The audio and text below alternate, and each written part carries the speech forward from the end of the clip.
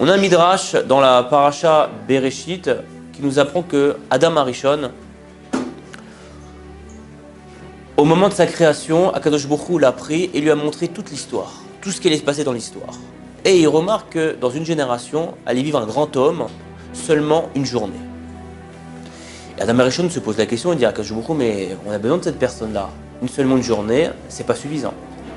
Vous avez deviné de qui on parlait de David Améler.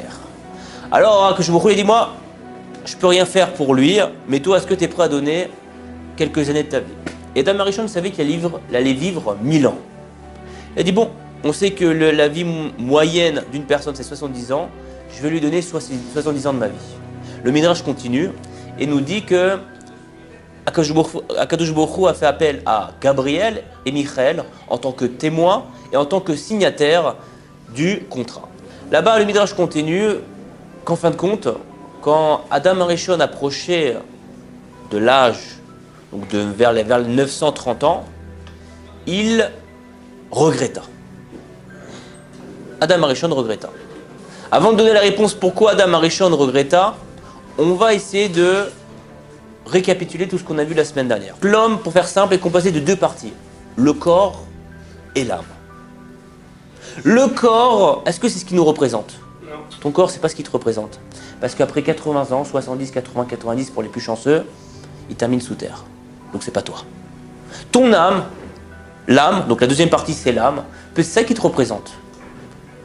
Ouais. Alors on peut dire que non. Pourquoi? L'ami, je vais te décevoir, c'est que ton âme, dès qu'elle a fini son job, hop, elle retourne auprès d'Akadosh Baruch Hu. Mais qu'est-ce qui me représente alors moi? Qu'est-ce qu'il me représente? On a deux parashiot dans la Torah où on a le terme Chai, la vie. Chai et Sarah et Vayechi. Et ces deux parashiot nous parlent, non pas de la vie, mais nous parlent de la mort. Chai et Sarah nous parlent de la mort de Sarah Imenu. Et Vayechi nous parle de la disparition de Yaakov Avinu.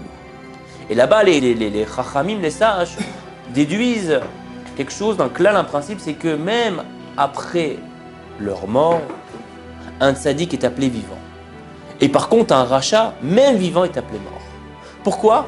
Parce qu'en fin de compte, ce qui nous intéresse, c'est pas la vie terrestre. C'est pas ça qui nous définit. Mais ce sont les actions que je vais faire, que je vais réaliser, qui va me définir. En fin de compte, mon corps, mon âme, c'est pas ce qui me définit. Mais ce qui me définit moi, c'est ce que je fais dans la vie. C'est ce que je fais.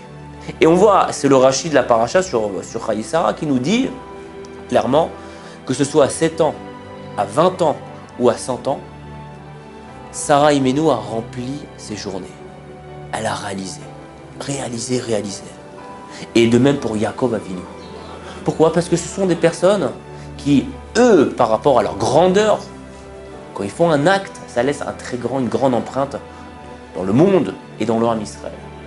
Et nous, en fait, on doit tirer un message, c'est que ce qui me représente, et on se rend compte parfois, c'est que quand on parle d'une personne, on ne parle pas de ses cheveux. Bon, rarement. Ici, ce qui me représente, moi, ce sont mes actions, ce que je fais. Et quand je veux dire à une personne ce qui représente la personne, c'est pas ses cheveux, c'est pas ce qu'il est extérieurement, c'est ce qu'il fait comme action. Et réaliser, c'est pas seulement, bien entendu, ça passe par les mitzvot, ça passe par l'étude de la Torah, parce que ça c'est vraiment réaliser, c'est un grand impact. Mais nous tous les jours, quand je suis au boulot et je suis quelqu'un d'exemplaire, ça s'appelle réaliser. Ça s'appelle laisser une empreinte. Demain je vais chez le médecin, chas v'shalom. Et bien quand je comprends que je vais là-bas, je suis une ishtadlout, mais je sais que c'est Akadosh Baruch Hu qui donne la guérison, et je fais passer ce message-là, c'est une manière de réaliser et montrer que je remplis mes journées d'Akadosh Baruch Hu. Comprenez? Vous me suivez? Magnifique. Pour conclure maintenant, quoi Adam Arishon? Il regrette. Tu vis 1000 ans l'année, 1000 ans. En 1000 ans, il a regretté. Pour 70 ans, il a regretté. Un point que là-bas, il est parti voir Hachem, écoute, Akadosh Baruch Hu, je regrette. Je veux déchirer, délier de mon vœu. Là-bas, Adam Hachem, il dit, attends, Yaakov Avinu qui viendra plus tard. Lui, il était prêt à se mettre en danger pour respecter son vœu. Et toi, qui es le grand homme, tu es un grand personnage, on dit que même les anges se tromper, penser que c'est Akadosh Baruch Hu. Tu veux délier de ton vœu. Et là, Adam Arishon, il dit d'accord, j'accepte. Mais pourquoi il n'a pas voulu, Adam Arishon?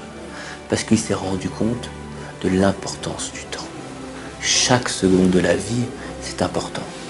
Il y a tellement de choses à récupérer, à apprendre, à se réaliser, que je laisse passer aucune seconde.